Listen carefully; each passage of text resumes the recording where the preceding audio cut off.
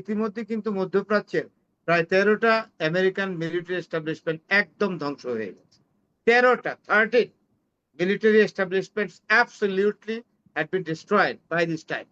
এখন যদি বাকি যেগুলো যে কয়টা আছে এগুলো কাবিল না, এগুলো প্রায় অ্যাবান্ডন, এগুলো থেকে লঞ্চিং করা, অ্যাটাক লঞ্চিং করা খুবই টাফ। সুতরাং গ্রাউন্ডে ট্রুপস নামিয়ে আপনার হরমুজ দখল করবে, ওই কাসেম আইল্যান্ড, শীস আইল্যান্ড, খার্গ আইল্যান্ডে তারা সৈন্য নামাবে, আমার মনে হয় এগুলো দিবা স্বপ্ন। আপনি জানেন যে পাকিস্তানের কমন ফ্রেন্ড আছে দুইজনই, ইউএসএ এবং সৌদি আরব, ইউএসএ এবং Saudi Arabia.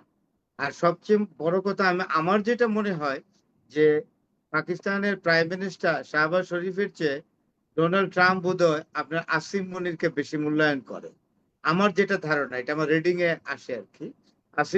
Asim Munir is more appreciated by Donald Trump even then prime minister of Pakistan Shahbaz Sharif. তো সেই জায়গায় একটা হোপ তো আছেই।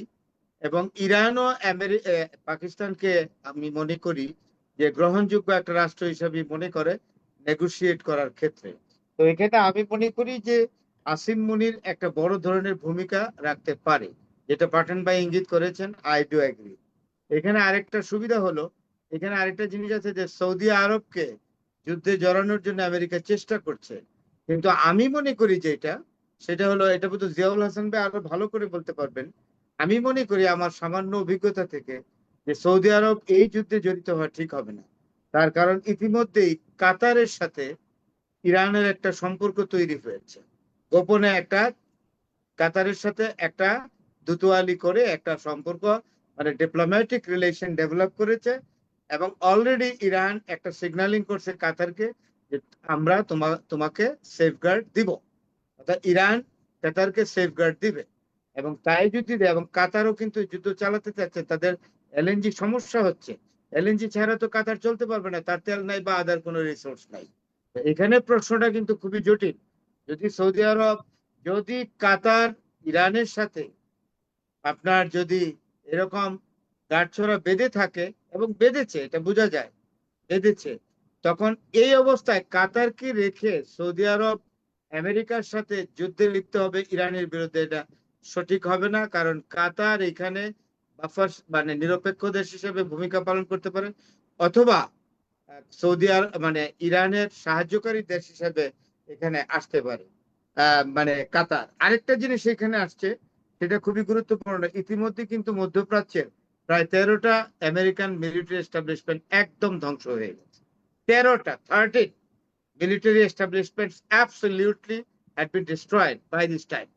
এখন যদি বাকি যেগুলো যে কয়টা আছে এগুলো কাবিল না, এগুলো প্রায় অ্যাবান্ডন, এগুলো থেকে লঞ্চিং করা, অ্যাটাক লঞ্চিং করা খুবই টাফ। সুতরাং সবকিছু মিলে আমি যেটা মনে করছি যে আপনার এটা ঠিক হবে না। ইতিমধ্যে সবচেয়ে মধ্যপ্রাচ্যের দেশগুলোর মধ্যে সবচেয়ে বেশি ধ্বংসের মুখোমুখি হয়েছে কুয়েত। কুয়েত কিন্তু অত্যন্ত সমৃদ্ধশালী একটি দেশ, এবং কুয়েতও এখন ভাবছে যে এইভাবে যদি যুদ্ধ চলতেই থাকে তাহলে আমি তো, আমাকে অনেক বড় মূল্য দিতে হবে, কেন আমি দিব, আমি কেনই বা দিব। তা মধ্যপ্রাচ্যের দেশগুলোতেও কিন্তু সমস্যা তৈরি হচ্ছে। তারা যেমন বাহরাইনের আমির এখনো আছে ইয়াতে সৌদি আরবে, উনি ফিরতে পারেননি। তো সবকিছু মিলে কতক্ষণ যাবত ধরে রাখবে? ডোনাল্ড ট্রাম্প আসলে এমন একটা লোক যে তার আমলে যে ফরেন পলিসিটা আমেরিকার, এটা বলাই হয়ে থাকে the foreign policy of the United States of America under Donald Trump is strictly motivated by unipolar system of world, অর্থাৎ পৃথিবীকে এককভাবে মানে নিয়ন্ত্রণ করা হলো ডোনাল্ড ট্রাম্পের একমাত্র আপনার লক্ষ্য এবং উদ্দেশ্য। এইটা দেখে দেখে রাশিয়া, চায়না এবং ইউরোপিয়ান ইউনিয়ন এবং নেটোভুক্ত দেশগুলো টায়ার্ড হয়ে গেছে, তারা আর পারছে না। একটা দেশ যদি এত ছড়ি ঘোরায় সারা ওয়ার্ল্ডের উপর দিয়ে, তাহলে তো হয় না। এখন আমি মনে করি বিশেষ করে ডোনাল্ড ট্রাম্পের প্রতি সারা বিশ্ব খুব বিরক্ত, এবং ইতিমধ্যেই এই লোকটা তার ক্রেডিবিলিটি, যেটা মানে জিয়াউল হাসান ভাই বললেন যে নেতা হিসেবে তার যে গ্রহণযোগ্যতা উনি ইতিমধ্যে হারিয়েছেন। এখন উনাকে আমার একটা কেলিবানের মতো মনে হয়, একটা রিডিকুলাস লোক, একটা হাস্যকর লোক হিসাবে উনাকে আমি মনে করি।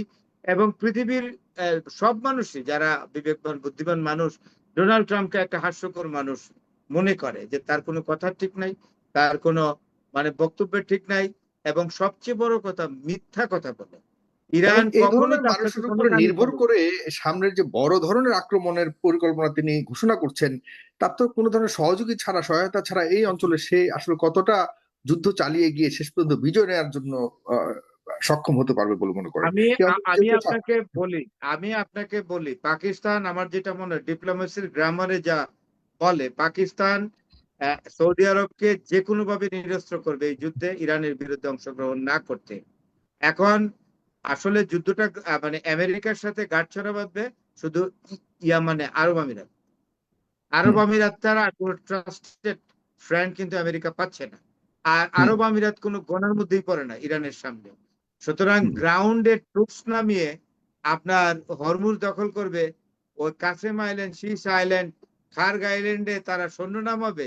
আমার মনে হয় এগুলো দিবা স্বপ্ন। ডোনাল্ড হুম ট্রাম্প আসলে যুদ্ধ সম্পর্কে কোনোই জানে না। আর ভদ্রলোকেরা মনে হয় একটা সমস্যা, যে তার যে যুদ্ধ বিশারদরা আছে তাদের কথা উনি শুনেন। He is deafer to their speaking. তো সুতরাং এই ধরনের একটা লোক কিভাবে ভাবে, যার বিন্দু মাত্র গ্রাউন্ড লেভেলে কিভাবে যুদ্ধ হয়, যুদ্ধের স্ট্র্যাটেজি কি, কোনো কিছুই জানে না উনি। বড় বড় একটা বম্বাস্টিং ওয়ার্ড ছাড়ে যে এই করব সেই করব, আমরা এই সৈন্য নামাচ্ছি এই নামাচ্ছি। একটা কথা হলো কি, একজন মানুষ যখন বারবার বলতে থাকে, এই কথাগুলো যখন যাচাই করে দেখা যায় যে এগুলো আদৌ সত্য নয়, তখন এই মানুষটার প্রতি মানুষের বিশ্বাস, সম্মান কোনোটাই আর থাকে না। ডোনাল্ড ট্রাম্পের কোনো সম্মান নাই, ইজ্জত বলে কিচ্ছু নাই, এবং সবকিছুকে একটা বালখিল্য ব্যাপার উনি মনে করছেন। He is playing with fire. এবং আপনি মনে করেন যে জিয়াউল হাসান ভাই বলে গেছে যে আয়াতুল্লাহ আলী খামেনি অথবা আয়াতুল্লাহ খুমেনিও, যিনি প্রথম আয়াতুল্লাহ, ওনারা দুইজনই কিন্তু নিউক্লিয়ার পাওয়ারে হোক ইরান বা অ্যাটমিক বোমা অর্জনের সক্ষম হোক এটা চাইতেন না। কারণ মানব বিধ্বংসী অস্ত্রের প্রতি তাদের বিশ্বাস ছিল না। এইখানে ইরান জাতির যে ঐতিহ্যবাহী মানবতা এখানে কাজ করছে, কিন্তু ওনার ছেলে যে মুস্তফা আলী খামেনি অবস্থার পরিপ্রেক্ষিতে কি করবে? ইরানবাসী যদি ওনার কাছে দাবি তুলে যে আমরা কি তাহলে নিঃশেষ হয়ে যাব, আমরা কি ধ্বংসপ্রাপ্ত হয়ে যাব, তাইলে স্বয়ং আল্লাহ তাআলাও তো বলেছেন যে তোমরা তোমার নিজের জান বাঁচান ফরজ, জীবনকে জিনের জীবনকে রক্ষা করেন ফার্স্ট। তাই যদি ফার্স্ট হয়, তাহলে তাইলে ইরান কেন প্রতি ব্যবস্থা নিবে না? ইসরায়েলের মতো একটা ক্ষুদ্র রাষ্ট্র যদি নিউক্লিয়ার বোমা আবিষ্কার করে বসে আছে, যেটা তারা ডিক্লেয়ার করে না, এটা আমেরিকা খুব ভালো করে জানে, ওইখানে কোনো ইনভেস্টিগেশন নাই, তদারকি নাই। ইরানের বেলায় এত খবরদারি, এত স্যাংশন দেওয়া, এগুলো তো বিশ্ব বিবেক কি বলে?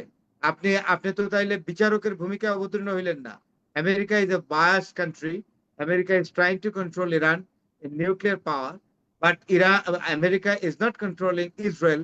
তো এটা আপনি কি ইরানকে এটা মেনে নিবে? তা আমি যেটা মনে করি যে মোস্তফা আলী খামেনি নিজেও বুঝতে পারছেন ইরানের এক্সিস্টেন্সিয়াল ক্রাইসিস এখন। তাই সুতরাং ইফ নেসেসারি বোমা তৈরি হয়ে আছে, আর যদি রেডি হয়ে আছে অথবা রেডি হয়ে আছে। সুতরাং আমি মনে করি ডোনাল্ড ট্রাম্পকে হাত গুটিয়ে নিতে হবে। মোটেও ঠিক হবে না এটা করা। এবং এরপরে যুদ্ধের পরে ইরান কিন্তু অটো নিউক্লিয়ার পাওয়ার হয়ে যাবে, মানে অ্যাটমিক বোমার অধিকারী হবে। তখন যে বিশ্ব তৈরি হবে, নতুন বিশ্ব, নতুন চেহারা আবির্ভূত হবে। এবং আমি আবারও বলি সুপার পাওয়ার কনসেপ্ট চেঞ্জ হবে। এবং তাই বলে আমি মনে করি আরেকটা জিনিস করতে হবে, সিকিউরিটি কাউন্সিলে কোথাও মিটিং বসছে যে মানে এই যুদ্ধ নিয়ে। মিটিং এ তো দুইটা রাষ্ট্র আছে ইরানের পক্ষে যাদের ভিটো পাওয়ার আছে, একটা হলো চায়না আর একটা হলো রাশিয়া। আমি মনে করি চায়না এবং রাশিয়া সাংঘাতিক ভাবে ভিটো পাওয়ার দেওয়া উচিত।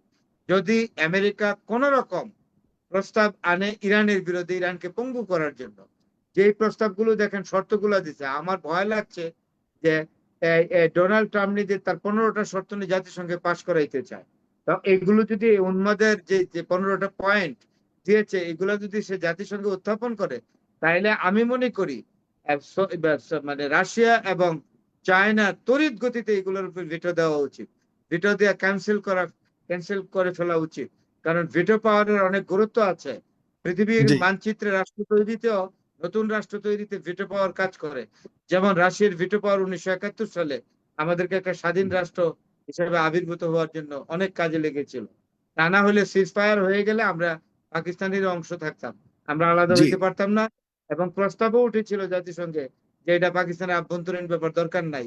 It was on Soviet Union who had given 18 vetoes in the Security Council exactly to discard the idea of ceasefire, and Bangladesh emerged as an independent country. আমিও মনে করি এই 15টা যে পয়েন্ট দিয়েছে ডোনাল্ড ট্রাম্প ইরানের উপরে, এগুলো দিয়ে ইরানের মুন্ডু কাটতে চায়, হাত কাটতে চায়, পা কাটতে চায়, ইরানকে পঙ্গু করতে চায়। আমি মনে করি Russia and China should come forward to giving veto exactly to stop this, to stop the implementation of this 15 points against Iran. ধন্যবাদ।